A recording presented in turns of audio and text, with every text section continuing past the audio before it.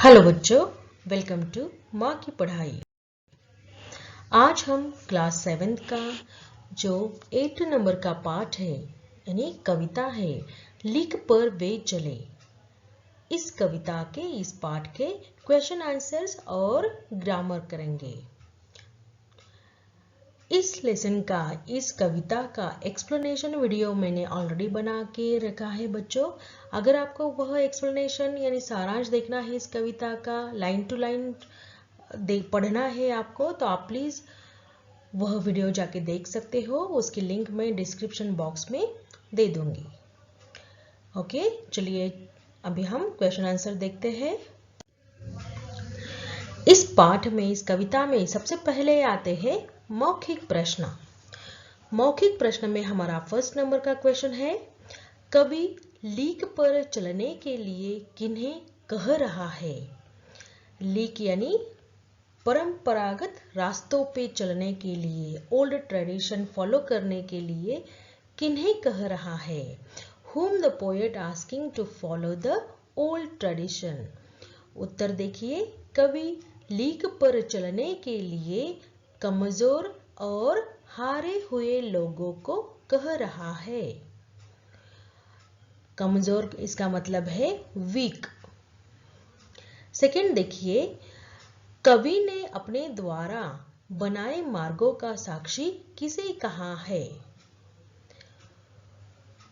Who does the poet witness for his path? जो उसने जो मार्ग बनाए हैं, मार्ग यानी रास्ते, रोड, वे जो बनाए हैं कवि ने, खुद ने, तो उसका साक्षी, साक्षी यानी विटनेस किसे कहा है? उत्तर देखिए, कवि ने अपने द्वारा बनाए मार्गों का साक्षी पीले बांस के झुरमुट को कहा है। पीले बांस के झुरमुट। नेक्स्ट क्वेश्चन देखिए, कवि को आकाश के मेघ कैसे लग रहे हैं? मेघ यानी क्लाउड, आकाश यानी sky. How does the poet feel the cloud of the sky? उत्तर देखिए, कवि को आकाश के मेघ गायक मंडली के जैसे थिरकते हुए लग रहे हैं। नेक्स्ट क्वेश्चन देखिए। आगे आते हैं हमारे लिखित प्रश्न। लिखित प्रश्न में फर्स्ट नंबर का क्वेश्चन है बच्चों, कवि को किस प्रकार के पंथ प्यारे हैं? पंथ यानी रास्ते, road, path. What kind of path does poet love? उत्तर देखिए, कवि को स्वयं के बनाए हुए पंथ प्यारे हैं और जो पहले किसी ने नहीं बनाए थे, ऐसे पंथ उसको प्यारे हैं, ऐसे रास्ते, ऐसे पाथ उसको प्यारे हैं जो उसने स्वयं बनाए हो। स्वयं यानी खुद कवि ने बनाए हुए रास्ते उन्हें प्यारे हैं। नेक्स्ट देखिए, ख नंबर, कवि के सपने किससे लिपटे हुए हैं? सपने यानी ड्रीम्स, लिपटे हुए यानी रैप्ड किए हुए हैं। Poet dreams wrapped with what? उत्तर देखिए, कवि के सपने पीले बांस के झुरमुट में बहती हुई और गाती हुई हवाओं से लिपटे हुए हैं। तो जो बांस के झुरमुट, ये जो बुशेस होते हैं प्लांट की बांस के, तो उसमें जो हवा बहती है, तो उस हवा से, उस विंड से कवि के सपने, कवि के जो ड्रीम्स है वह लिपटे हुए हैं। झुरमुट यानी पेड़ों का समूह। नेक्स्ट देखिए, कविता में ताड़ के पेड़ों की तुलना किससे की गई है? तुलना यानी कंपेयर। ताड़ के पेड़ यानी palm tree. To whom is the palm tree compared in the poem? उत्तर देखिए, कविता में ताड़ के पेड़ों की तुलना हिलती हुई क्षितिज के झालरों से की गई है। फिर से देखिए, कविता में ताड़ के पेड़ों की तुलना हिलती हुई क्षितिज के झालरों से की गई है। नेक्स्ट देखिए, कवि किसके सहारे जीवित है? Whose support poet is living? उत्तर देखिए, कवि अपने संकल्प के सहारे जीवित है। आगे देखिए, पठित पद्यांश के आधार पर पूछे गए प्रश्नों के उत्तर लिखिए। उसमें फर्स्ट देखिए, लीक पर कौन चलते हैं? उत्तर देखिए, लीक पर वे लोग चलते हैं जिसके चरण दुर्बल और जो हारे हैं, यानी जो कमजोर लोग होते हैं और जो हारे हुए होते हैं वही लोग लीक पर चलते हैं, यानी पुरानी परंपराओं पर चलते हैं। सेकंड देखिए, ख नंबर, कवि किन रास्तों से प्रेम करता है? उत्तर देखिए, कवि स्वयं के बनाए रास्तों से प्रेम करता है। थर्ड नंबर देखिए, ग, कवि पीले बांस के झुरमुटों के बारे में क्या कह रहा है? फिर से क्वेश्चन देखिए, कवि पीले बांस के झुरमुटों के बारे में क्या कह रहा है?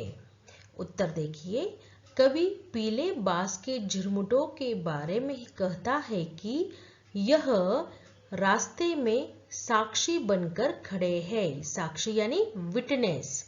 तो कवि के रास्ते में, कवि के मार्ग में यह झुरमुट जो है, यानी पेड़ के जो समूह है, वह क्या बन के खड़े हैं? साक्षी बनकर खड़े हैं, यानी विटनेस बनकर खड़े हैं। नेक्स्ट देखेंगे, सही उत्तर पर सही की टिक लगाइए।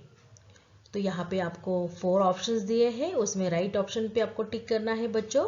फर्स्ट नंबर देखिए, क, पीले बांस के झुरमुट में हवा क्या कर रही है? यहाँ पे 4 ऑप्शन है। मार्ग बना रही है, वृक्षों को हिला रही है, थकान मिटा रही है, गीत गा रही है। तो यहाँ पे 4th नंबर का जो ऑप्शन है बच्चों, गीत गा रही है, यह राइट ऑप्शन है। नेक्स्ट देखिए, ख, आकाश थामे कौन खड़ा है? ऑप्शन है डोलती अमराइया, ताड़ के पेड़, गगन के मेघ, अल्हड़ हवा। तो राइट ऑप्शन होगा ताड़ के पेड़।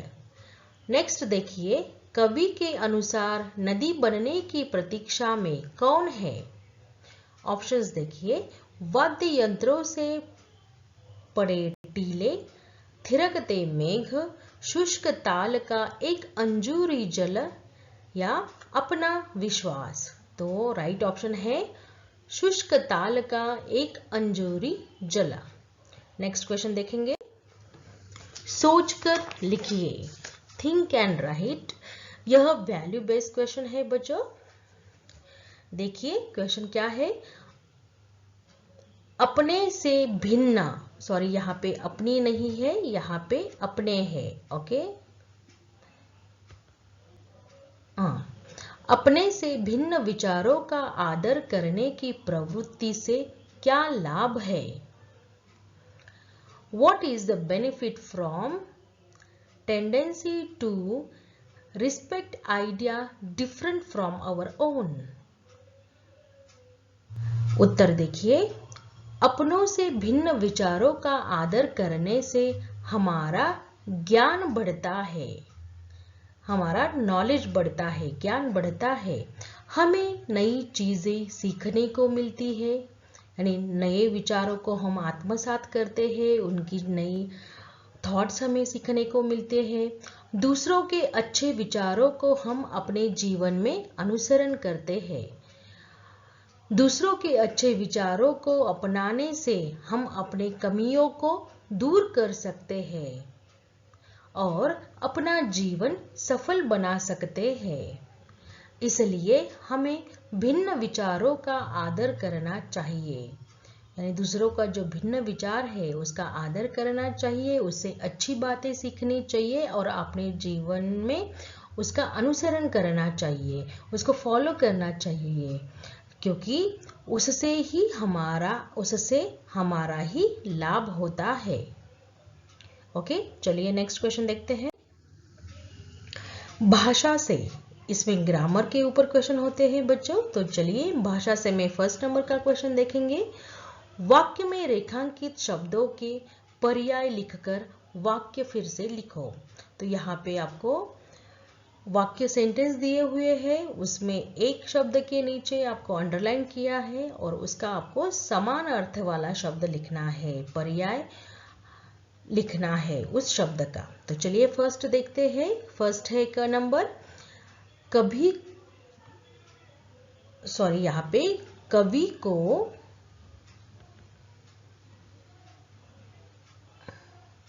कवि, नॉट कभी।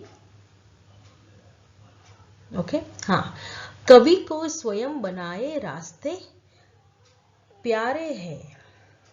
तो यहाँ पे रास्तों के नीचे अंडरलाइन किया है, तो आपको यह जो रास्ते, यह जो वर्ड है, यह जो शब्द है, इसका पर्यायवाची यानी समान अर्थ शब्द नीचे लिखना है उसके जगह पे।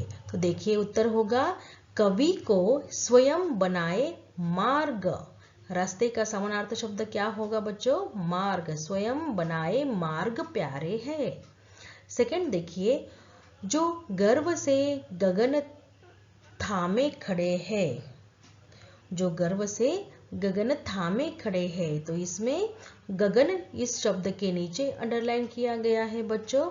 तो गगन का समानार्थ शब्द होगा आसमान और आकाश। इसमें से दोनों में से आप कोई भी शब्द लिख सकते हो। तो कैसे वाक्य होगा देखो, जो गर्व से आसमान थामे या आकाश थामे खड़े हैं। इन दोनों में से आप कोई भी शब्द लिख सकते हो।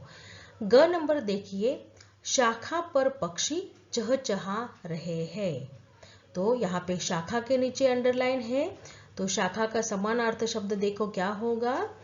तो शाखा का समानार्थ शब्द होगा डाल। डाल पर पक्षी चहचहा रहे हैं। नेक्स्ट देखिए,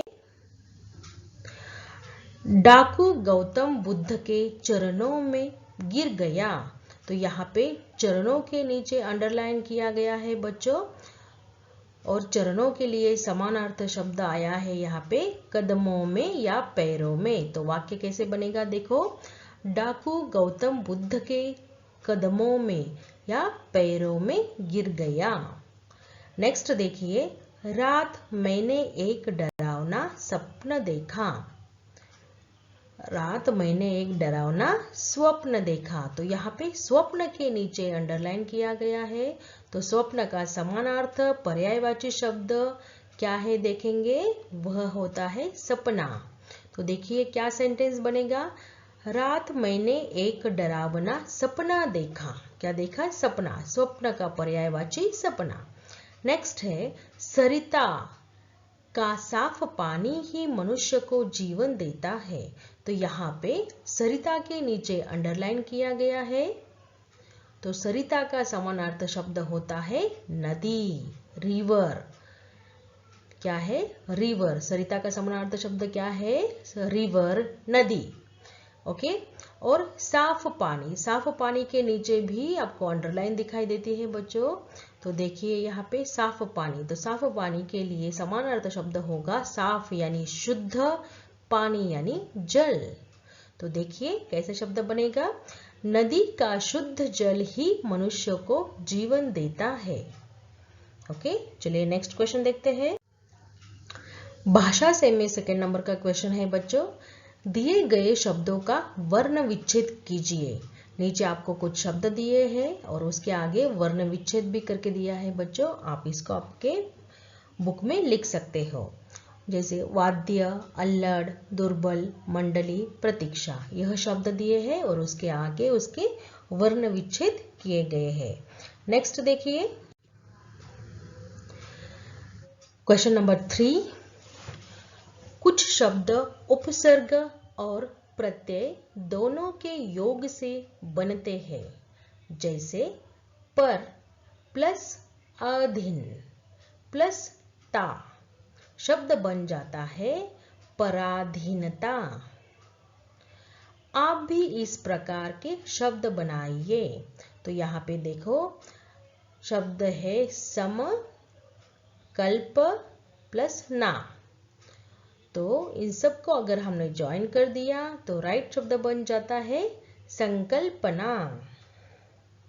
नेक्स्ट देखिए स्व प्लस तंत्र प्लस ता, राइट शब्द बन जाएगा स्वतंत्रता। नेक्स्ट है सम प्लस विधान प्लस ईक, तो यहाँ पे शब्द बन जाता है संवैधानिक। स के ऊपर यहाँ पे डॉट है बच्चों, ये ध्यान में रखना।